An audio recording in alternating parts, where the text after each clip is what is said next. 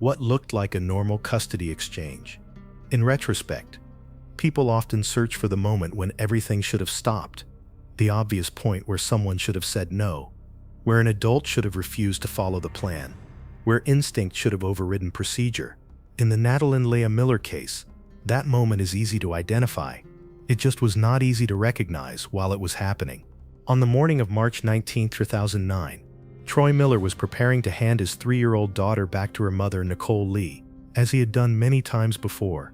There was nothing unusual about the schedule itself. Custody exchanges had become routine since the couple separated.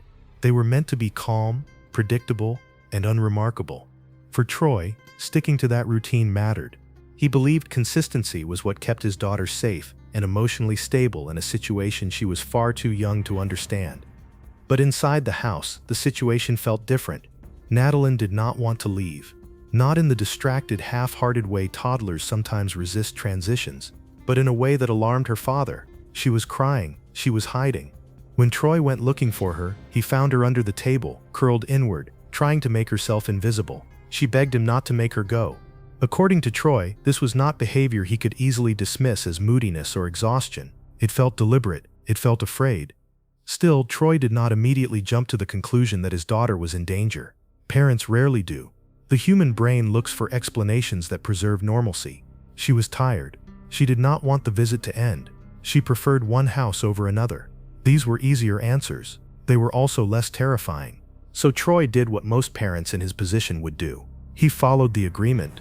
He followed the schedule. He did not want to provoke conflict with Nicole. He did not want to appear controlling or paranoid. He believed, as many people do, that if something truly serious were wrong, it would already be obvious to someone else. As they walked toward the car, Natalynn paused. She was holding her stuffed bunny, a toy that had rarely left her side. She slept with it. She carried it from room to room. It represented comfort and security in a way only a child's favorite object can. Before getting into the car, she handed it to her father. She told him she wanted the bunny to stay with him so it would be safe. At the time, Troy did not fully understand the weight of that gesture. It would take years for its meaning to settle in. His daughter was 3 years old, but she had already learned to identify danger. She knew which environment felt safe and which did not, and she was trying, in the limited way available to her, to preserve something she loved from whatever she believed was waiting for her. That was the last time Troy Miller ever saw his daughter alive. The bunny remained in her room long after she was gone. When people talk about this case, they often focus on the man who ultimately killed Natalynn, and that focus is understandable. Violence has a clear shape, it has a name, it has a face. But violence rarely operates in isolation. It thrives in silence. It grows in spaces where discomfort is ignored, where warning signs are explained away, where people hesitate because they are afraid of being wrong.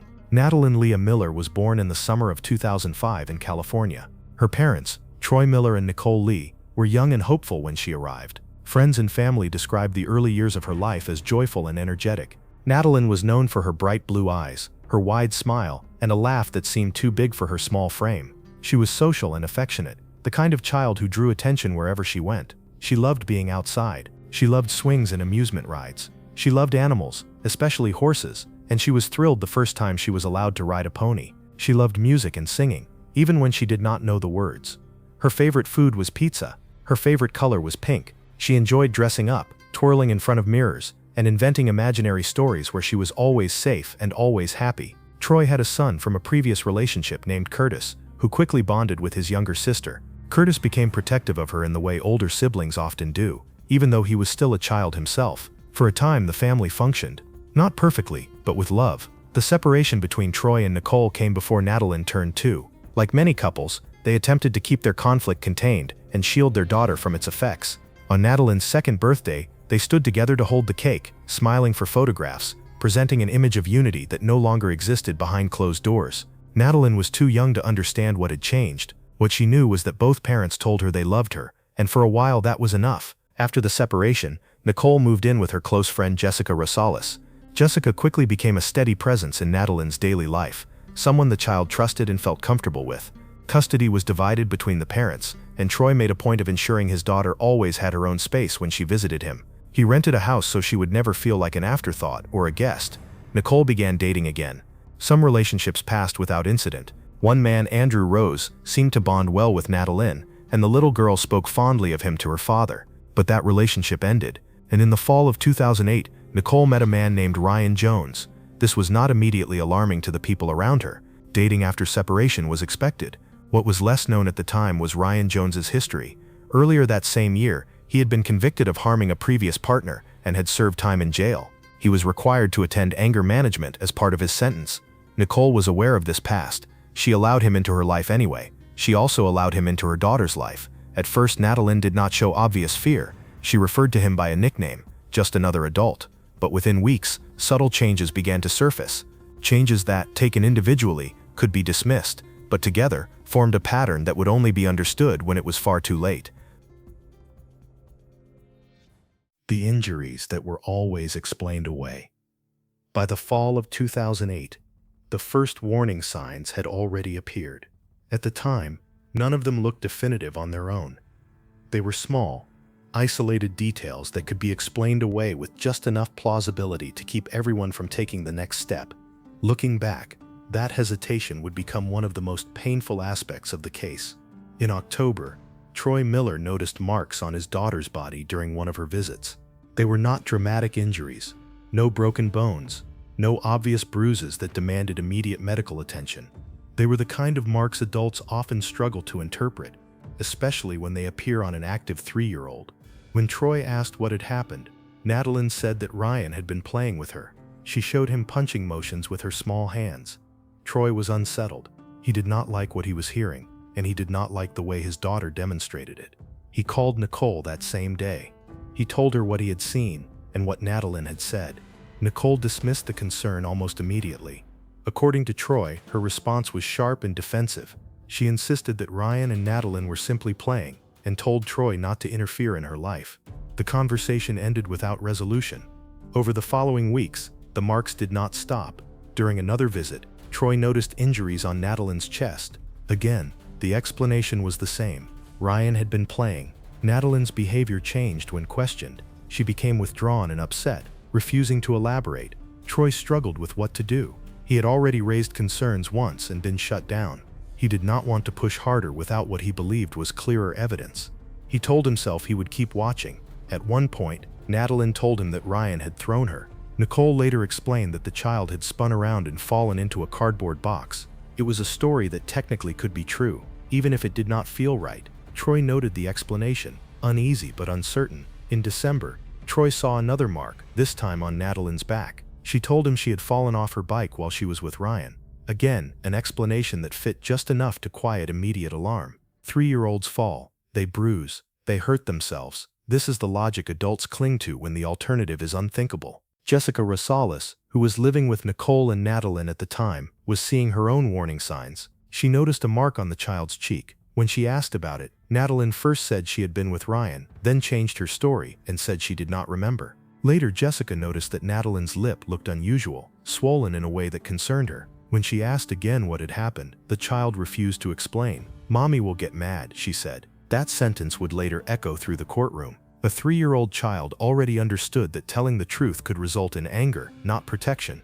She had learned that lesson early. In February 2009, Jessica noticed something that felt different. Natalynn's ears were red and visibly injured. When asked what happened, the child repeated the familiar explanation. "Ryan and I were playing." This time, Jessica did not accept it. She took Natalynn to a medical clinic. Medical staff documented fresh injuries to the child's ears and shoulder. They noted that the child appeared frightened and was unable to clearly explain how the injuries occurred. The marks were recent. They were not consistent with normal play. Later, Nicole admitted to Jessica that Ryan had caused the injuries with a hairdryer. Investigators would eventually return to this detail. Any parent who has dried a child's hair understands how implausible this explanation was. Hot air from a hairdryer causes immediate discomfort. A child instinctively pulls away. For injuries like these to occur, someone would have had to restrain the child. That implication hung quietly in the background, largely unspoken at the time. Despite this, Nicole did not contact police. She did not contact Child Protective Services. She did not seek further medical evaluation. She did not leave Ryan.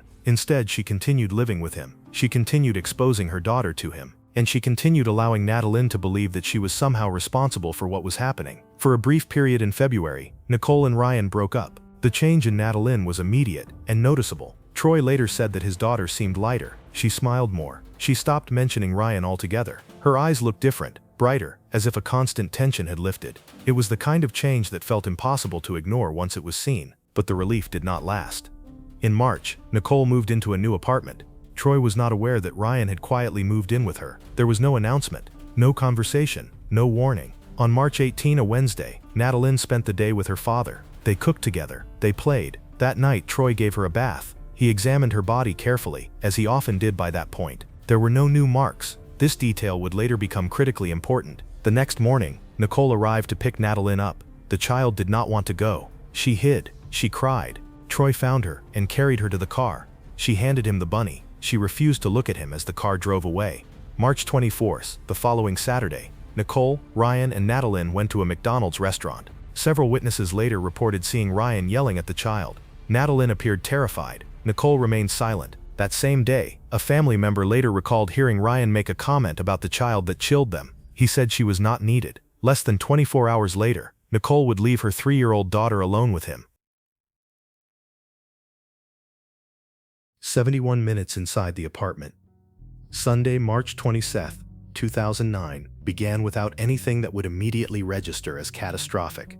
It was an ordinary weekend day in Visalia, California. Nicole Lee had errands to run and a work shift scheduled later that afternoon. Natalynn, 3 years old, was at home. By all outward appearances, it was a normal family situation. A mother going to work, a child staying behind with an adult she trusted enough to leave her with. At 4:30 p.m., Nicole left the apartment. She left Natalynn alone with Ryan Jones. This decision would later become the central question of the case, not because she could have predicted the precise outcome, but because by that point, the warning signs were no longer isolated or subtle. There had been injuries, there had been fear, there had been explanations that never fully made sense. There had been moments where Natalynn tried, in the limited way available to a 3-year-old, to communicate that something was wrong. 71 minutes passed. What happened inside that apartment during that time can never be fully reconstructed. There were no cameras, no recordings, no independent witnesses. What investigators know comes from physical evidence, medical findings, and the fragmented statements given afterward. What they can say with certainty is that whatever occurred was not sudden, not accidental, and not consistent with a momentary loss of control. At 5:41 p.m., a 911 call came in. The details of that call would later be examined carefully. The tone, the timing, the wording. At 5:43 p.m., Detective William Hughes of the Visalia Police Department was dispatched to the scene. He arrived within minutes. As he pulled up to the apartment complex, he saw Ryan Jones running out of the residence carrying Natalynn in his arms. The child was unresponsive. Officers immediately began emergency care. Paramedics arrived shortly after and took over life-saving efforts. Even in those first moments, before a full medical examination had taken place, experienced responders noticed something was wrong. There were visible marks on the child's body. This was not a simple fall. This was not a sudden medical event. It looked like violence. Natalynn was transported to Kauai Delta Medical Center. Doctors continued resuscitation attempts, but the injuries were catastrophic. At 6:13 p.m., less than an hour after the emergency call, Natalynn Lea Miller was pronounced dead. Medical staff quickly ruled out an accident. The nature, severity, and distribution of her injuries made that conclusion unavoidable. The child had suffered blunt force trauma, multiple injuries consistent with ongoing abuse rather than a single isolated incident. Detective Hughes understood immediately that this was a homicide investigation. He placed a call to Nicole Lee at work. He informed her that there had been an emergency involving her daughter and that she needed to come to the hospital immediately. According to investigators, Ryan Jones did not make that call himself. He did not contact Nicole to tell her what had happened. That responsibility fell to law enforcement. Nicole arrived at the hospital to devastating news. She did not call Troy Miller. Her mother did. When Troy answered the phone, he was told words that would permanently fracture his life. "Your daughter is gone." He rushed to the hospital in disbelief, clinging to the hope that there had been a mistake, that there had been confusion, that his child was injured but alive. There was no mistake. Detective Hughes later described Troy's reaction as immediate and visceral. Troy did not need time to process what had happened. He understood it instinctively. He told the detective that this was not an accident. He said plainly that this was done by his ex-partner's boyfriend. The words came without hesitation. That night, investigators observed the reactions of the 3 adults present. Ryan Jones appeared emotionally detached, flat, and distant. Nicole Lee appeared frightened, but her behavior raised questions. Only Troy Miller exhibited the kind of raw grief investigators were accustomed to seeing when a parent loses a child without warning. As the investigation moved forward, the physical evidence spoke loudly. Natalyn's injuries were extensive. They were not confined to a single area. Medical experts concluded that the child had suffered repeated trauma over time. This was not the result of one bad moment. It was the culmination of months of harm. Ryan Jones was arrested days later. He was charged in connection with Natalyn's death. His bail was set at $2 million, an amount reflecting both the severity of the crime and the strength of the evidence. He remained in custody. The community was shaken. On March 27, 2009, a memorial service was held for Natalynn. Friends, family members, and community members gathered to say goodbye to a child whose life had ended before it had truly begun. Troy Miller attended in a state of shock, struggling to reconcile the image of his daughter with the reality of her absence. During the service, Troy noticed something that would disturb him deeply. Photographs of Natalynn with Ryan Jones were displayed among the memorial images. The man who had just been arrested in connection with her death was being publicly included in her goodbye. This decision, investigators later confirmed, was made by Nicole. For Troy, it was incomprehensible. As weeks turned into months, the legal process moved slowly. Ryan Jones remained incarcerated while awaiting trial. Nicole Lee was not arrested at that time. She returned to her life outside of jail. She visited Ryan. She spoke with him regularly. Investigators recorded their phone calls. Those recordings would later become critical evidence. Troy returned home to a house that no longer made sense. Natalyn's room remained exactly as she had left it. Her clothes, her toys, her bed, the stuffed bunny she had handed him the day she died, still lay where she had last placed it. Troy could not bring himself to move it. As the case progressed, one question hovered over everything. Not just what Ryan Jones had done, but how so many people had seen signs of danger and failed to intervene. How a series of missed opportunities had aligned with devastating precision. That question would not be answered in one courtroom. It would be examined over years. The ones who carry it and the ones who do not. Ryan Jones remained in custody while the legal system began its slow, grinding work. Months passed, then years. Preliminary hearings, motions, expert reviews, procedural delays. For Troy Miller, time stopped moving in any meaningful way. His daughter's room remained untouched. The bed stayed made. The stuffed bunny stayed exactly where it had been left. That object had become something else entirely. It was no longer a toy. It was evidence of a moment when a child tried to communicate what adults failed to hear. In late 2013, more than 4 years after Natalyn's death, Ryan Jones finally went to trial. By then, the outline of the case was clear. Prosecutors did not argue that this was a sudden accident or a single moment of rage. Medical experts testified that Natalyn's injuries reflected repeated trauma over an extended period of time.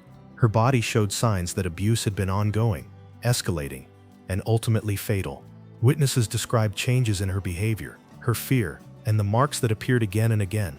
Troy Miller testified about what he had seen during visitation, about the injuries, about the explanations that never sat right, about the morning his daughter hid under the table and begged not to leave. Jessica Rosales testified as well, describing the injuries she noticed while living with Nicole and Natalynn, the clinic visit, and the moment when the child stopped using a nickname and began calling Ryan something else. Monster. That word carried weight in the courtroom. Medical professionals explained why the injuries could not be explained by normal childhood accidents. They described patterns consistent with force, restraint, and repeated harm. The defense attempted to cast doubt, suggesting clumsiness, exaggeration, misinterpretation, but the evidence did not support those narratives. Throughout the trial, Nicole Lee sat in the courtroom, not beside Troy, not in the position of a grieving mother seeking justice for her child. She sat in support of Ryan Jones. On December 20, 2013, the jury returned its verdict. Ryan Jones was found guilty of second-degree murder. The sentence followed, 25 years to life in prison. The courtroom was quiet as the words were spoken. There was no relief, only a grim sense of finality. Nothing about the verdict brought Natalynn back, but the case was not finished. In 2014, prosecutors turned their attention to Nicole Lee. Her trial revealed details that had not been presented during Ryan's case. Most notably, recordings of phone conversations between Nicole and Ryan from jail. These calls took place just days after Natalyn's death. On the recordings, Nicole comforted Ryan. She apologized to him. She reassured him of her loyalty. She told him she loved him. She spoke about the funeral and the photographs displayed there. She expressed concern for what he was going through. At no point did she express anger toward him. At no point did she demand answers. At no point did she speak as a mother confronting the loss of her child. When Nicole testified in her own defense, she maintained that Natalynn was a clumsy child who injured herself frequently. She denied the warnings raised by Troy and Jessica. She denied that Ryan had been violent. She claimed he tried to save her daughter. The prosecution confronted her with evidence, with medical findings, with testimony from friends, co-workers, and childcare providers who had seen injuries and unusual behavior. During cross-examination, the prosecutor pointed out that Nicole appeared to show more emotion during the trial than she had during initial police interviews or while viewing photographs of her daughter's injuries. The jury listened. On June 9, 2014, Nicole Lea was found guilty of child endangerment resulting in death. The sentence came weeks later, 8 years in prison. As she was led out of the courtroom in handcuffs, it marked the first time since Natalynn's death that both responsible adults were behind bars. Ryan Jones remains incarcerated. He will be eligible for parole in the mid-2030s. Nicole Lea served her sentence and was released. She has not publicly acknowledged responsibility. Even during her trial, she continued to defend Ryan and insist that what happened to her daughter was a series of accidents. Whether she truly believes this or whether it is a form of self-preservation is something no court could determine. Troy Miller lives with a question that has never left him. What if I had called the police? He has spoken openly about this guilt. He has described the nights he cannot sleep, the moment he replays again and again. He has also devoted his life to ensuring other children are protected. He created a foundation in Natalynn's name. He speaks publicly. He urges people to act when something feels wrong. Jessica Rosales carries her own burden. So do medical professionals who documented injuries but did not report them. So do teachers, co-workers, and acquaintances who noticed marks and changes but assumed someone else would intervene. Each person believed their concern was not enough on its own. That is how these cases unfold. Not through one failure, but through many small ones. This story leaves an uncomfortable question behind. What does responsibility look like when danger is uncertain? When evidence feels incomplete? When making a report risks being wrong? Natalynn Lea Miller lived 3 years and 9 months. Her life was short, but her story has already outlived her. It exists now as a warning and a demand. If a child shows unexplained injuries, if a child is afraid of an adult, if something does not feel right, call. It is better to be wrong than to be silent, because the people who could have saved her do not sleep at night, and the ones who are truly guilty often do.